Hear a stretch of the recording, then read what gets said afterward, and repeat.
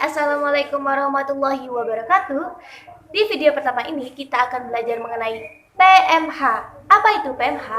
Sebelum masuk ke dalam materi, jangan lupa untuk di like, comment, and subscribe. Dan kalau perlu kalian juga bisa share video ini ke teman-teman kalian.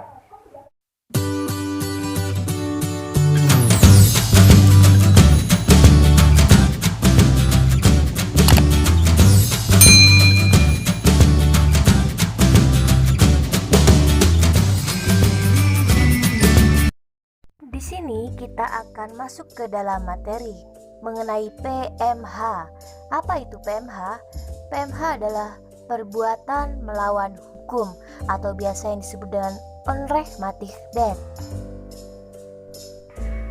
Perkembangan hukum dalam perbuatan melawan hukum berawal dari aliran yang ditandai dengan Ares Hoogstraat pada 6 Januari 1905 dengan perkara Singer-Nijmegen. Apa itu Singer-Nijmegen?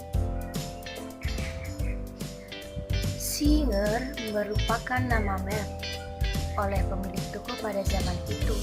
Kata Singer menggunakan huruf kapital, sedangkan merek aslinya menggunakan huruf kecil.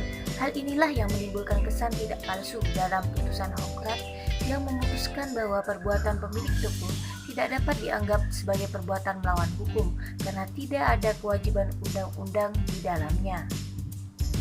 Lalu setelah itu berlanjut pada perkembangan hukum dalam perbuatan melawan hukum pada tanggal 10 Juni 1910, Hoogstraat berpendapat sama terkait kasus Zutphensjuffrouw yang bermula di sebuah gudang di Zutphen.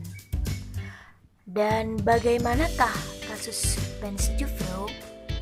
Tepat pada tanggal 10 Juni 1910 tentang Persil di Zutphen yang memiliki ruangan bawah tanah sebagai gudang barang-barang yang terbuat dari kulit, pipa aliran leding yang berada di ruangan atas bocor ke lantai bawah tanah dan menimbulkan kerusakan pada barang kulit milik orang lain, sehingga si pemilik merasa sangat dirugikan akibat kebocoran pipa tersebut.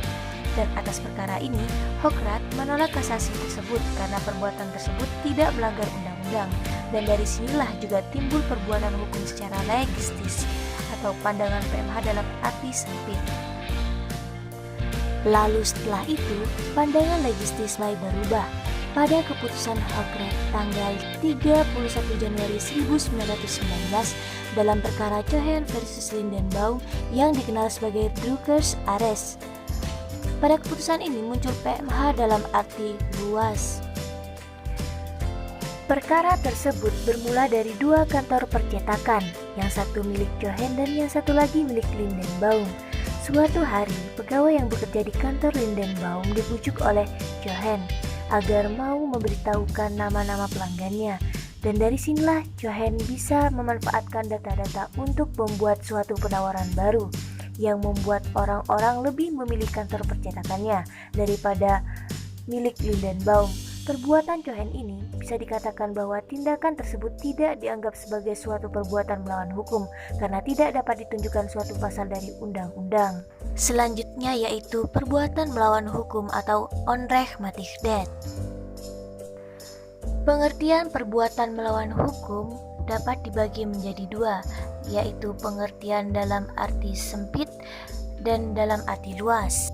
Pengertian perbuatan melawan hukum dalam arti sempit terdapat dalam pasal 1365 KUH Perdata yang menyatakan bahwa tiap perbuatan melawan hukum yang membawa kerugian kepada orang lain mewajibkan orang yang karena salahnya menerbitkan kerugian itu dan mengganti kerugian tersebut. Selanjutnya yaitu pengertian perbuatan melawan hukum dalam arti luas yang meliputi perbuatan atau kealpaan yang melanggar hak orang lain, bertentangan dengan kewajiban hukum si pelaku, bertentangan dengan kesusilaan yang baik, bertentangan dengan kepatutan yang terdapat dalam masyarakat terhadap diri atau barang orang lain. Dan barang siapa karena salahnya sebagai akibat perbuatannya itu telah mendatangkan kerugian pada orang lain, maka berkewajiban membayar ganti kerugian. Di dalam perbuatan melawan hukum terdapat unsur-unsur yang sangat penting, yaitu yang pertama adalah kata adanya suatu perbuatan. Yang kedua, perbuatan tersebut melawan hukum. Dan yang ketiga, adanya kesalahan dari pihak pelaku. Yang keempat, adanya kerugian bagi korban. Dan yang kelima, adanya hubungan kausal antara perbuatan dan kerugian. Selanjutnya, penjelasan mengenai unsur-unsur perbuatan melawan hukum. Yang pertama, adanya suatu perbuatan. Perbuatan melawan hukum diawali dari perbuatan si pelakunya, baik berbuat sesuatu secara aktif maupun tidak berbuat sesuatu atau pasif. Misal, tidak berbuat sesuatu padahal yang bersangkutan berkewajiban untuk membantunya. Kewajiban ini timbul dari hukum yang berlaku, dan perbuatan ini berada dalam pasal 1365 dan 1366 KUH Perdata atau BW. Selanjutnya di nomor 2 ada perbuatan tersebut melawan hukum. Perbuatan yang melawan hukum yaitu suatu perbuatan yang melanggar hak subjektif orang lain atau perbuatan tersebut bertentangan dengan kewajiban hukum yang telah diatur dalam undang-undang sebagaimana yang telah dijelaskan dalam pengertian perbuatan melawan hukum dalam arti luas. Yang ketiga yaitu adanya kesalahan dari pihak pelaku. Kesalahan dapat diukur secara objektif dan subjektif. Maksud dari objektif ini, dengan dibuktikan bahwa dalam keadaan seperti itu, manusia yang normal dapat menduga kemungkinan akan timbulnya akibat, dan kemungkinan ini akan mencegah manusia yang baik untuk tidak berbuat. Selanjutnya yaitu subjektif. Dengan dibuktikan bahwa apakah si pembuat berdasarkan keahlian yang dimiliki dapat menduga akan akibat dari perbuatannya, pelaku perbuatan melawan hukum hanyalah bertanggung jawab atas kerugian yang ditimbulkannya apabila perbuatan tersebut dapat dipersangkakan padanya. Suatu tindakan dapat dimintakan pertanggungjawaban apabila memenuhi unsur-unsur sebagai berikut. Yang pertama ada unsur kesengajaan, yang kedua ada unsur kelalaian atau negligence atau culpa, dan yang ketiga adalah tidak ada alasan pembenar atau alasan pemaaf atau biasa yang disebut dengan rechtvaardigingsgrond seperti keadaan overmacht, membela diri, tidak waras, dan lain-lain. Yang keempat, adanya kerugian bagi korban. Dalam jurisprudensi, kerugian dapat berupa kerugian material dan imaterial.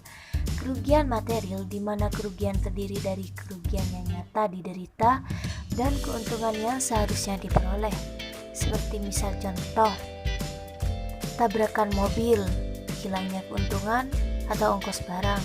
Selanjutnya ada kerugian imaterial, di mana kerugian ini bersifat idil, seperti ketakutan, sakit, dan kehilangan kesenangan hidup, ataupun kekecewaan dan penyesalan.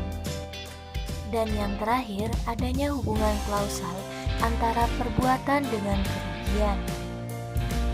Untuk hubungan sebab akibat, terdapat dua teori dalam hubungan klausal tersebut, yaitu teori hubungan faktual atau causation in fact, yang merupakan fakta yang telah terjadi. Sebab akibat jenis ini sering disebut dengan hukum mengenai sine qua non, di mana seseorang yang melakukan perbuatan melawan hukum selalu bertanggung jawab jika perbuatannya menimbulkan kerugian, di mana kerugian ataupun hasilnya tidak akan pernah terdapat apabila tanpa ada sebabnya. Dan yang kedua yaitu teori penyebab kira-kira, yang bertujuan agar lebih praktis untuk mencapai elemen kepastian hukum dan hukum yang lebih adil. Adapun teori yang muncul di dalamnya yaitu adequate verursaking, di mana si pembuat hanya bertanggung jawab untuk kerugian yang selayaknya dapat diharapkan sebagai akibat daripada perbuatan melawan hukum. Berikutnya adalah hal-hal yang menghilangkan sifat melawan hukum. Yang pertama adalah keadaan memaksa atau biasa disebut overmacht. Yang kedua, pembelaan darurat atau terpaksa atau biasa yang disebut dengan notwehr. Dan yang ketiga adalah melaksanakan ketentuan undang-undang. Dan yang terakhir adalah melaksanakan perintah atasan.